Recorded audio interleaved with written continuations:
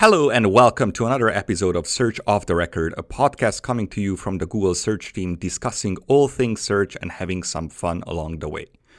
My name is usually Gary, and I'm joined today by Lizzie Sessman from the search relations team, of which I'm also part of. Say hi, Lizzie. Hi, Gary. Hi. Okay. Oh, did I do it appropriately now? And now I've thrown you off. Oh, no. Never mind. That was Lizzie. And continuing with our Spotlight series in which we present folks from the larger search marketing community who inspire us, today we have a very special person, someone who's pretty close to my heart and someone who I enjoy hanging out with when we get a chance at conferences, Barry Schwartz. Hi, Barry. Hello. I'm very nervous now. I have to inspire people. You already do that, and you don't even know. Aw, I'm going to cry. I mean, you inspire me in some weird sense, I guess. Well, thank you, I guess. I don't know how to take compliments, but I appreciate the compliment. That sounds a little bit more accurate. I mean, when I was on Twitter, you inspired me to talk less, for example. Is Barry the reason why you've been silenced? Actually, no, which is very surprising to me. Barry has been following us around much like a stalker on Twitter and looking at what we are doing and why are we doing it and taking our words apart. And it's actually super useful to us. And I think that many people will find this weird, but it is in fact very useful because then we pay more attention to how we are saying things. So it leaves less wiggle room, except when we actually need the wiggle room. So I do think that having Barry around is actually super, super useful on Twitter. I mean, yeah, you have to say that because I'm right here in front of you talking to you. Trust me, I don't have to. And I actually say things, and Lizzie can testify. Yeah, he would say it behind your back as well. I can confirm that. Good to know. Well, I appreciate that. Yeah, so usually at the end of each episode, we actually just get around and talk about the interviewee behind their backs, just to make sure that we voice our opinions in a way or other. But that's actually off the record. You are not invited. Wait, we are off the record right now. Would this be off the record? Like even a step removed? We're off the record right now. No? Are we though? Anyway, Barry, who are you and why are you selling links on Search Engine Roundtable? This is a question from the web spam team. It's a good question. So I'm Barry Schwartz. I started a blog probably almost 2 decades ago just to sell links on my website. And then Google decided to do something crazy and come out with this no follow attribute for some reason. And they were like, well, now you need no follow links on your blog. And I'm like, but no, I could label them sponsored. And then I fought with you guys for years and years and years. And then you decided to press a big red button. And then my website went poof and it's gone. That's it. I'm done. Wait, like with the podcast or with the answer? With us. Oh. He's done with us. Yeah. Okay. We pushed him too far. Yes. Okay. So you're saying when nofollow was introduced, so that must be like 2005, 2006? Yes. And do you still have that manual action or it was revoked by then? By now? I never had. It was a pre-manual action. There may have been a manual action like in the back end somewhere, but there was no way to see manual actions. Oh, right. That was way before the manual actions viewer was actually launched. Interesting. Very interesting. How did we communicate that this was like something that we knew that you were doing? Or how did you know? If there was no manual action, how did you know that this was you like... Knew. You knew? You knew. Oh, okay. Just like a vibe thing? No, more of like your traffic just stopped. So did that happen to you? I kind of feel that you sort of deserve that. I enjoy it. I enjoy the torture from both bots and people together. In general, I like torture. So getting penalized, I've been hit by lots of penalties over the years. Not all intentionally, like the sponsor links, but like Panda hit me once or twice, I believe. So I've been hit, and I actually enjoy it because I don't make money off the blogging for the most part. I just do it just to drive Gary and John and friends crazy. Wait, so why did you have sponsor links if you are not making money with the blog? How much money can you make? I have Jewish tuition, private school. I mean, what does that pay for? Maybe a lunch for one kid for 1 month. Oh, I would have imagined that links on searchengineroundtable.com are actually quite expensive. What if I wanted to buy a link from you? How much would it cost? How many shares of Google stock do you own? Oh, I didn't realize this was like a bargaining situation. Do you need to bid? Like, do I need to outbid Gary? I will pay for a burger when I'm in New York and invite you to watch me eat that burger. I think I've seen that before, so I'm not sure how exciting that would be. Yeah, that's fair. Okay. Anyway, you seem to be always online. Like, as you said, like you are following us around and looking at what we are saying. And it doesn't matter when we are saying things, you are going to pick it up and you are going to publish something about the things that we said. It happens every day, 24/7. How? How do you do that? I have drones flying all over the place watching you guys. So if you look out your window right now, you probably see something flying outside your window. And the drone that tweet button is live tweeting like what we're saying right now. Right now. Oh my God. But to be honest, it's 24/6. I'm offline for the Jewish things. And that's hard for me. I hate being offline, but I guess it's good for me too.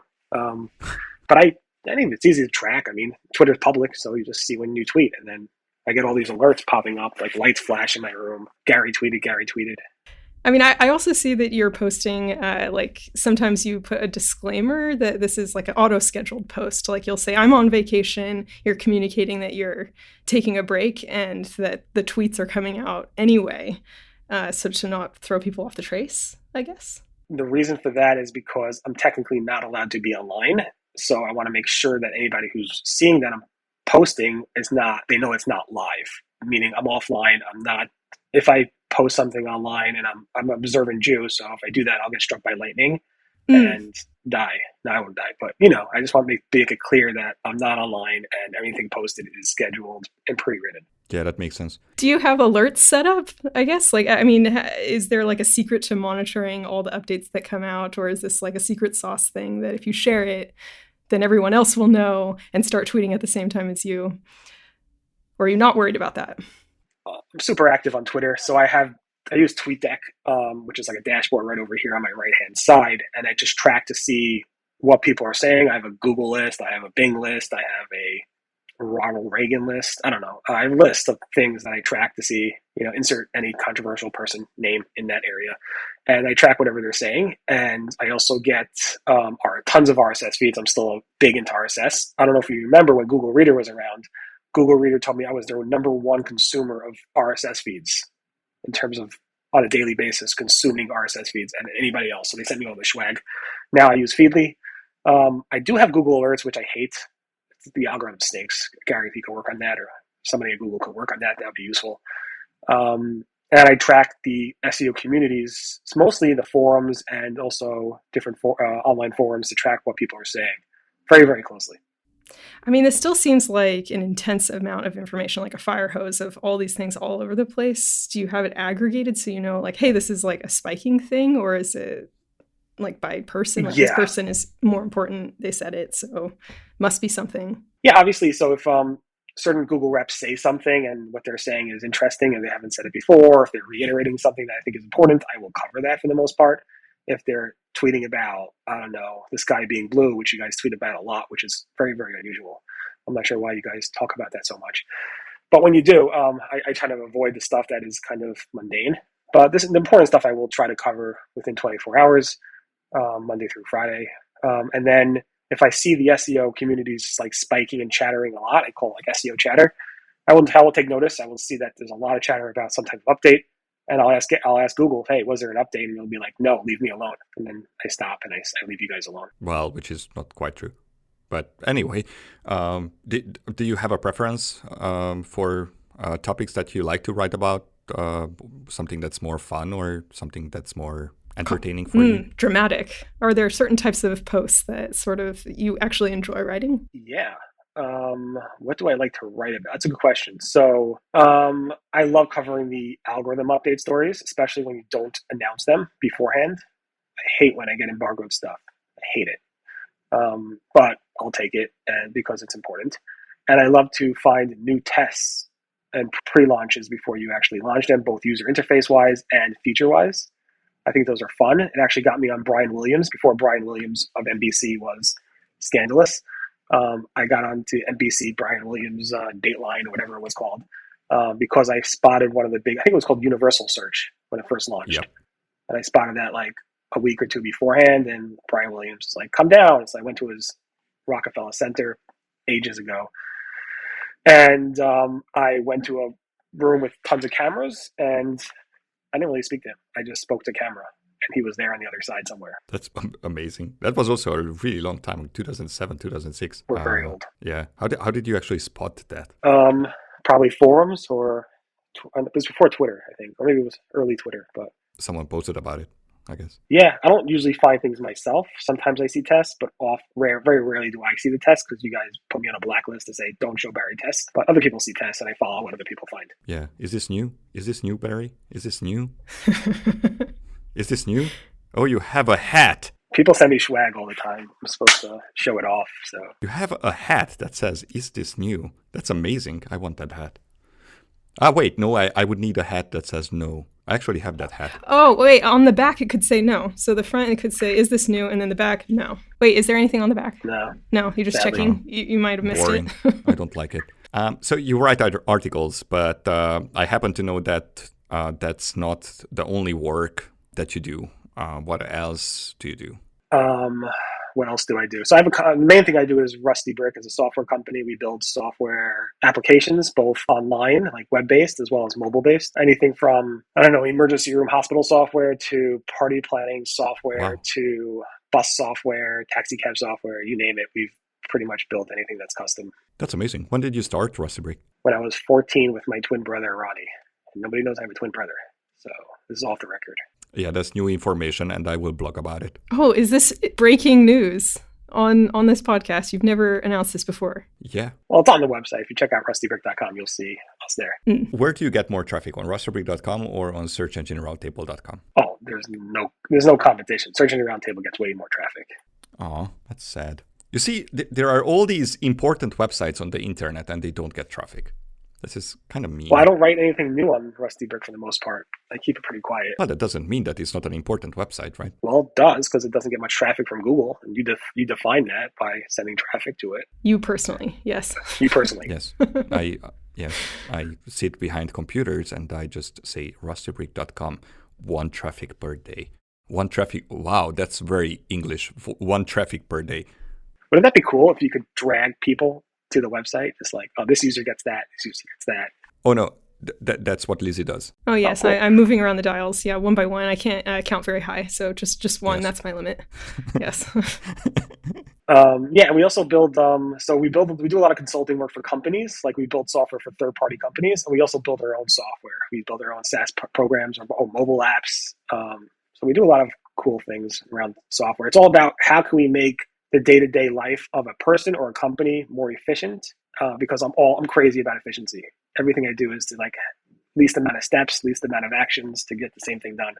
I want to know more about the emergency response app. How is that one? Is that one also with the goal of being more efficient? Or can you tell us about that app? Yeah, so that was built for a company that actually manages about 30 different ER departments, emergency room departments, and the hospitals actually outsource the ER departments, the emergency room departments, to this company, which fulfills the doctors, the scheduling, the patient billing. So you go into a hospital, it's not really the hospital that's managing the ER department, it's a for-profit company that was doing it in this area. So it's about 30 in this area, meaning New York tri-state area.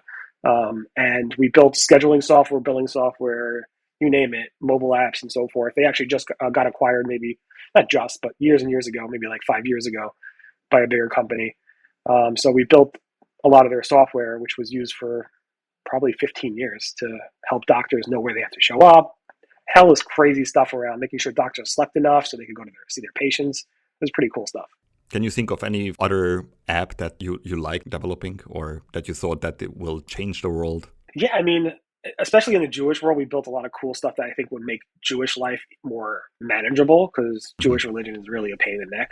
I can say that because I'm a Jew. And we have all these rules and when you could pray, what you could eat, where you could eat, stuff like that. So we built this bunch of apps to help people find the closest synagogue to them, telling them when they could pray this service versus that service, showing them what actually they could pray, because it's very confusing. Every day is different. Every time is different. So kind of making Judaism easier for people and making it more accessible to people who maybe like technology, I guess.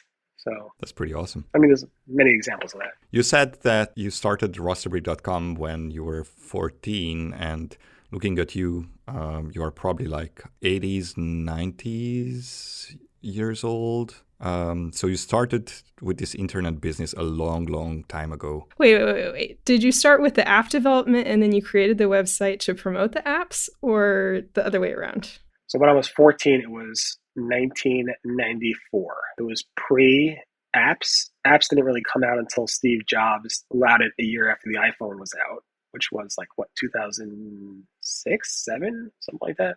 Yeah, something like that. So we first started with web software, websites and stuff like that. And then we moved into, it was basically my brother just wanted the program and he's like, you get the business. So I went to client meetings. I'm like, what do I tell them? He's like, tell them we can do anything. So they're like, could you build this for us? I'm like, yes. And then we had to build it and we built it.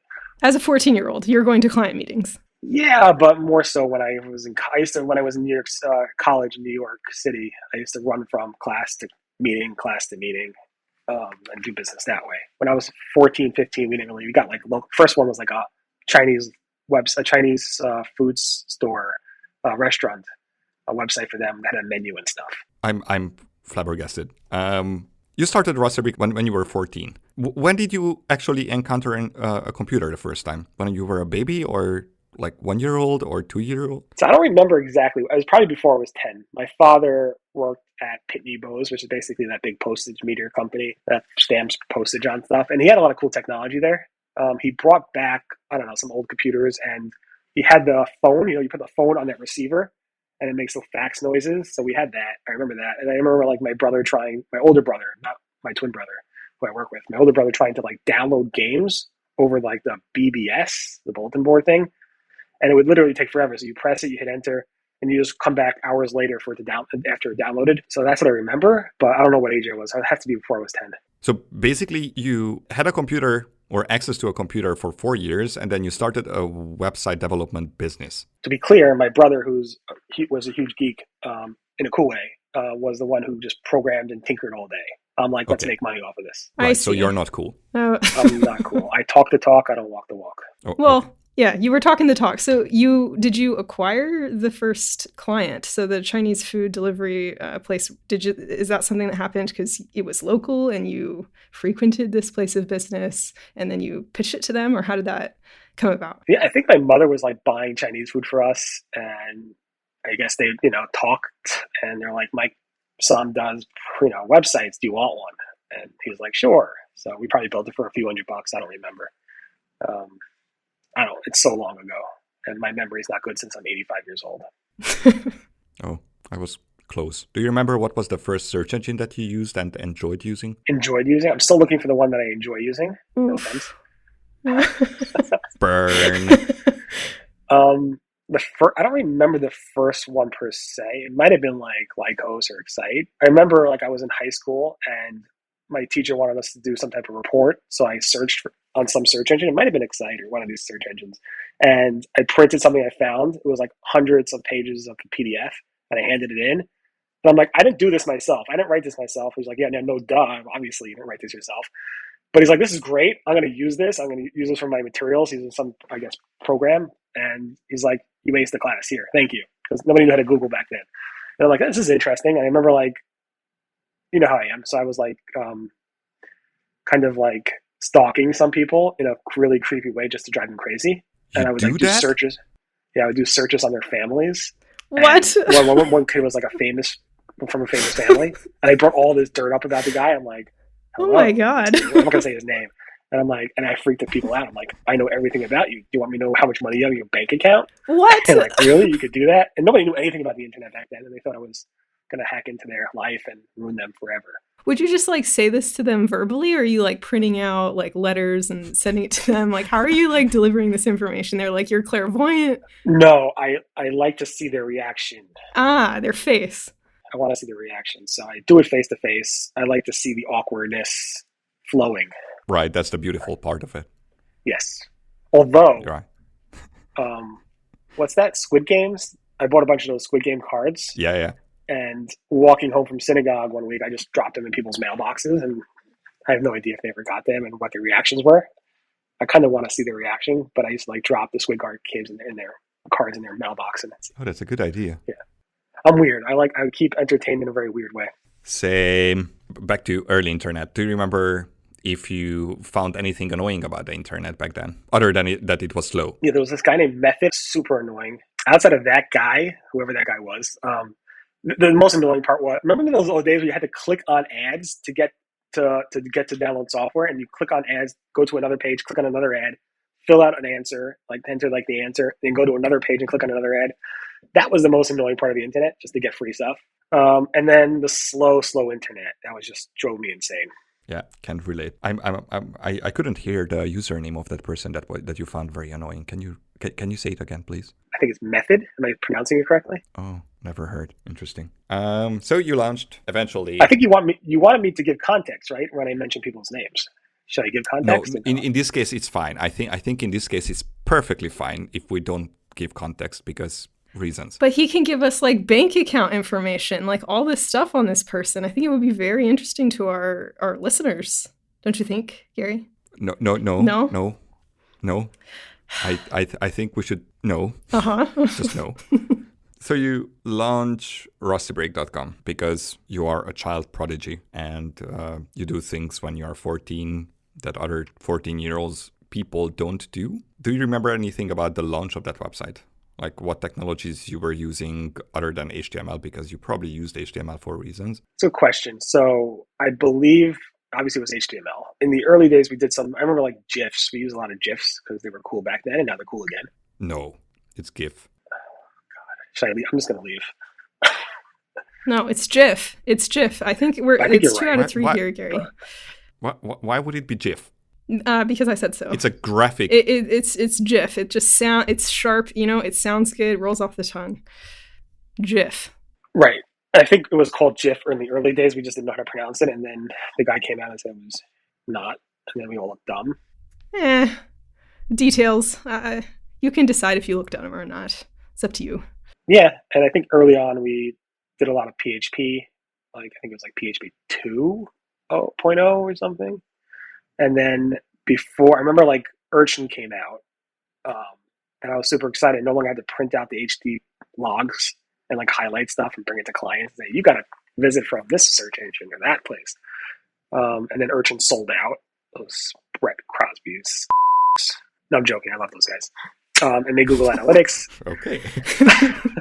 So Brett Crosby is I was a huge fan of Urchin in the early days, and when I heard he sold to Google, which he did actually on his wedding day, he actually signed the paperwork on his wedding day. Really?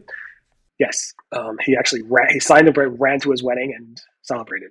So I was super excited when they sold, and now it's Google Analytics, and then now they're launching Google Analytics 4, which I'm really, really upset about. I cry every day. Every single day I cry over it. That's literally why we launch new things. Yes, we think to ourselves, will this make Barry cry? And then we launch it. That is a launch criteria. I mean, we launch it if it will make Barry cry. Correct. It's not like, yeah. Yeah, we're not checking beforehand. We heard that he likes to be surprised as well. So we would prefer not to tell you if it will surprise him and make him cry. Win-win. That's good. Yes. I need more emotions because people tell me I'm emotionalist. Oh, same. Aw. You know why? It's like you're my brother. You know why I'm emotionalist? I feel this is a trick question, but... I mean, you should know. I mean... Oh. I should? I'm not going to blame you directly, but I mean, the internet as a whole is a very trolly place. And you could say nice things to me. You could say horrible things to me. It means absolutely... I have no reaction at all. I'm like a blank stare. Nothing matters. Wait. You said you are not blaming me personally? Well, you're part of the issue. Oh, okay. Usually I'm the issue. Generally. But I don't want you to cry, so... Oh, I don't do that. My tear ducts are just not there. Are people going to enjoy this off-the-record podcast? I have no idea. Like, we haven't even talked about search or bridge the gap between Rusty Brick and search and how you got involved in SEO. And we are already at the edge. Should we just end it now? Yes, leave them hanging. Not talk about search on search off the record. Because search is off the record. I don't think that we have to talk about search, though. Oh. It kind of feels like Barry's an interesting person sometimes. Sometimes he's annoying, and we should just highlight that human who's called RustyBrick. No, who's called Barry Schwartz, and just talk about him. Like, for example, I'm very interested in his opinion about how one can become the new Barry Schwartz. Like, if we wanted to replace Barry Schwartz with someone new, how would we train that person? What would that person need to pay attention to? That's a good question. Are you planning something? I don't want to answer that. Huh. You want me to answer that? On the search side? Well, yeah. It's just follow. The main thing is be consistent. I think John Mueller says this a lot. Consistency is very, very important. And as long as you're consistent about when you do things, you could get it done. It seems like a lot, but the search stuff I do is really generally between the hours of 6 a.m. or really 7 a.m. to about 9 a.m. or 6 a.m. to 8 a.m. in the morning.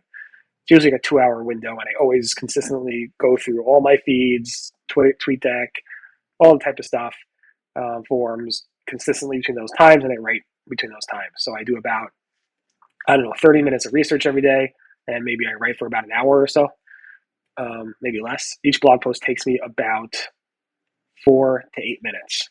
Wow. Do you do warm-up tasks before you start blogging, or did you used to in the early days? What's a warm-up task? I don't know, like to just get ready to write. Sometimes I do other things.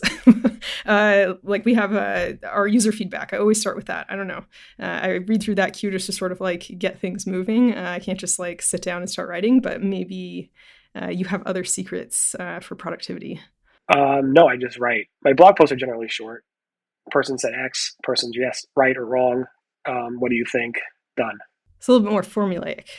We could apply this template on our docs. Docs. Oh. DOCS. Oh, right. At least the end, like we should have at the end something like, what do you think? And then go to Twitter if you want to comment about it or leave feedback or something like that. Like I'm surprised you send people to Twitter. You should just send people to the forums. This way, if you don't like what they're saying, you can hit delete it. What do you mean? We can't delete things on the forum. Well, that's not cool. Come on. And also Twitter is great because then I don't see it. You got to get back on Twitter. No. We miss you. No. Wait, keep trying. Try different angles. I literally don't buy that. Yes, you can ask him. You can try emotional heartstring. What other kind of methods? Threats? How can we... That would probably work. You think a threat? Well, it depends on the threat. I'm going to transfer all your Bitcoin to some offshore accounts if you don't go back on Twitter. Go ahead. Wait, you haven't even touched anything. It's the drones. He's like controlling them with his mind, I think. I don't know. Right, so... I do have Google Glass here. Where's my Google Glass?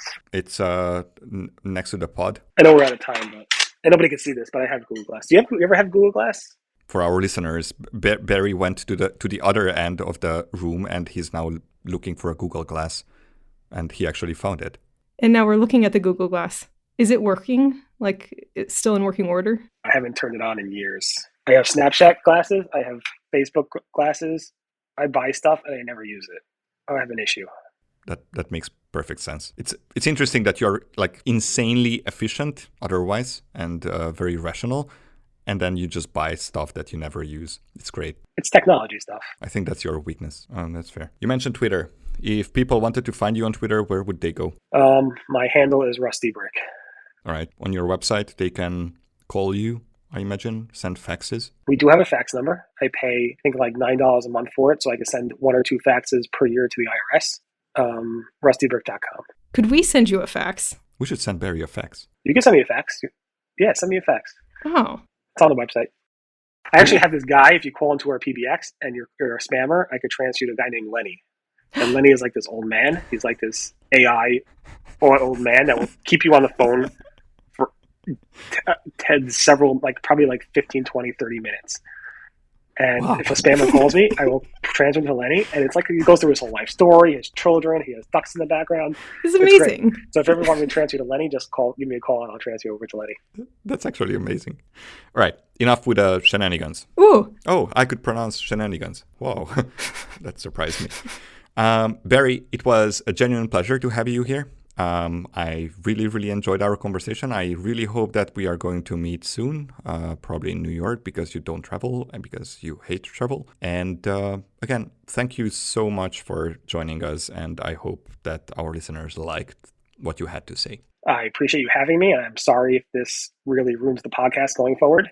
That was my goal, is to really just destroy this podcast. So if I accomplish that, I'm happy. I think you accomplished that, yes. Thank you very much. This will show up in our OKRs, and we are going to get fired, most likely. That was a lie. Next time on Search of the Record, we are going to explore how removals really work. We've been having fun with these podcast episodes. I hope you, the listener, have found them both entertaining and insightful too. Feel free to drop us a note on Twitter at Google Search C, or chat with us at one of the next events we go to if you have any thoughts. And of course, don't forget to like and subscribe. Thank you and goodbye. Bye. Bye.